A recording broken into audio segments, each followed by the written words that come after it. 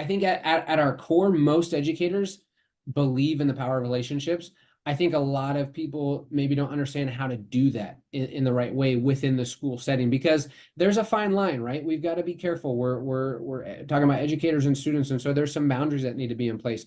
There's also a lot of expectations and mandates that are coming down from the state level or from the district level of, test scores, and you've got to get through this much of the curriculum. And so we get so focused in. Again, I talk about, oftentimes as educators, leaders, sometimes we get overwhelmed with just the obligations of our job, and we get narrowly honed in on just the discipline that we have to do as administrators, or the lesson plans that I have to get through as a teacher, or those meetings that I have to attend, those faculty meetings, whatever it may be. That if I just focus on those obligations, I forget to look at the opportunities.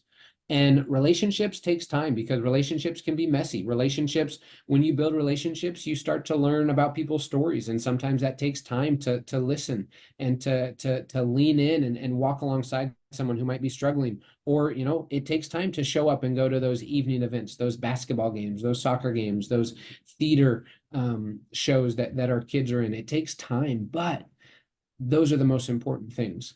Those are the things. I'm a big believer in Maslow before Bloom. And if we don't take care of our students' individual basic human needs, right? If we don't make sure that they have clothing, if we don't make sure that they have the food they need, if we don't make sure that they have good housing, if we don't make sure that they feel loved, they're not going to be able to learn. And so if we can take care of those basic needs first, the things that Maslow has helped us understand are part of the hierarchy of needs that we have to have in order to function as human beings, then we can engage in classroom. Then we can learn those math lessons. And so to me, yes, relationships is the most important component of what we do, because it then leads to education, and it leads to connecting kids to their learning, which then opens doors for beyond high school and whatever they want to do in their life.